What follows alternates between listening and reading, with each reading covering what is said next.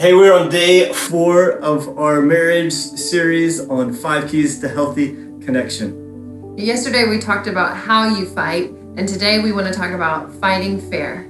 Yeah, every couple gets into arguments, every couple fights, every couple has disagreements, and it's crucial that you have rules to engagement. How are you going to fight? Because so often when we get in that place of conflict, we start throwing everything plus the kitchen sink at each other. We start comparing each other to in-laws and all that kind of stuff, and we can do a lot of damage to each other if we don't know how to fight fair. So let me start off with rule 1 that I think every couple should have. Is that you cannot bring up the past. Anything that has been submitted to the blood of Jesus, anything that has been forgiven, is not fair game in a fight.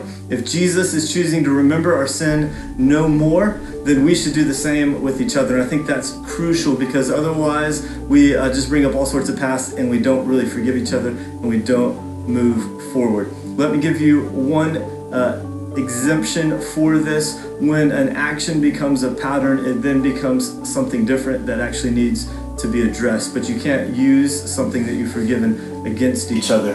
The second thing that I want to share with you is stay curious. In a fight, we tend to retreat into our own selves, into our own ego, into protection mode, and if you can stay curious, you will foster connection through a fight. The third thing I want to say is don't bring up comparison. When you start comparing each other in the middle of the fight to like a friend, or maybe, hey, you're just like your mom, that will do nothing but bring damage.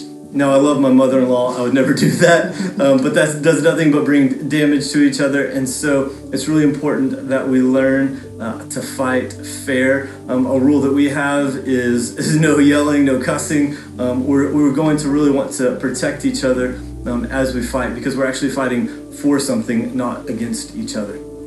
Yeah, and Joel had mentioned unforgiveness. That often unforgiveness is huge in how we fight and how, if we fight fair or not.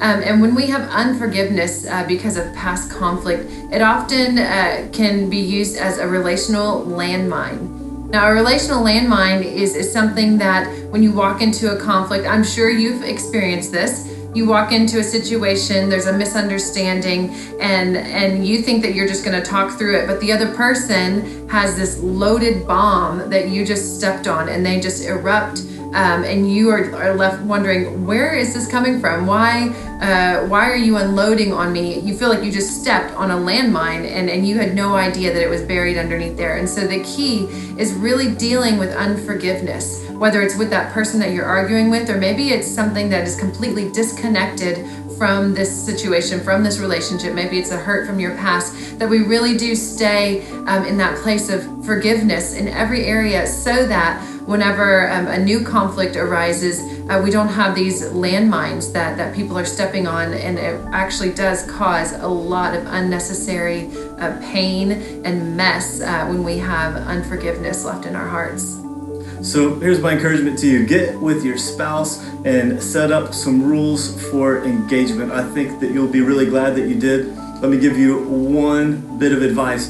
Don't set the rules of engagement in the middle of conflict. You need to have those set apart in peacetime, and it will really help you. So what are some ways that you can fight fair? Hey, leave some comments below if you have some more ideas on what it looks like to fight fair.